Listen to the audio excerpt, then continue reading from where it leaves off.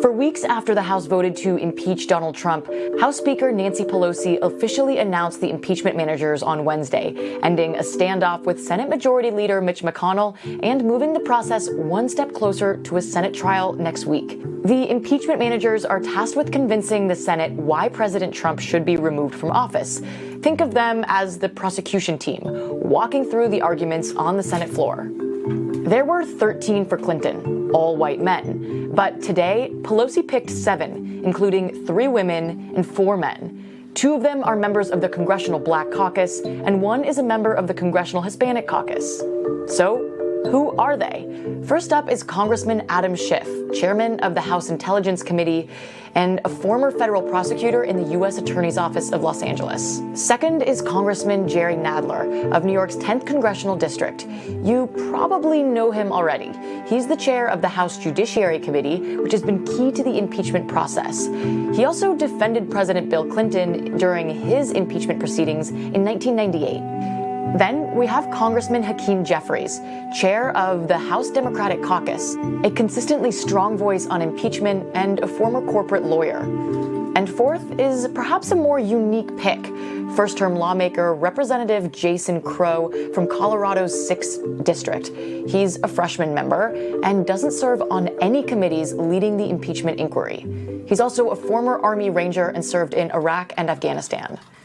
Now we turn to one of 3 female impeachment managers, Congressman Val Demmings of Florida. She's a member of the House Intelligence Committee, also a member of the House Judiciary Committee, and she previously served in Orlando's police department for 27 years. She was the first female chief of police in Orlando. Next is Congresswoman Zoe Lofgren from San Francisco's Bay Area.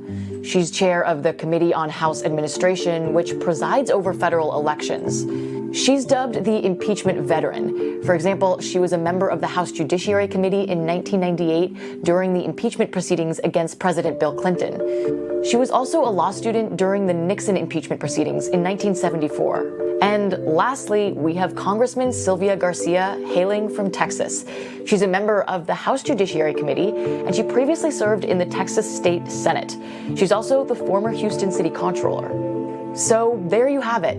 Most managers come from safe Democratic strongholds, though Congressman Crow did flip a Republican-held seat in Colorado in 2018, and Democrats chose not to include someone like Republican-turned-independent Justin Amash, who might otherwise have appealed to Republicans.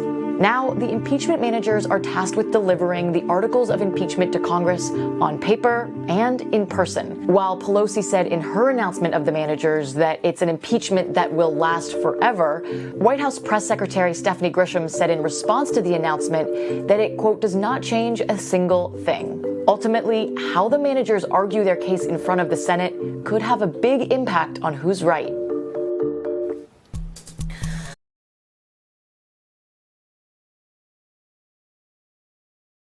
Hey, NBC News viewers, thanks for checking out our YouTube channel. Subscribe by clicking on that button down here and click on any of the videos over here to watch the latest interviews, show highlights, and digital exclusives. Thanks for watching.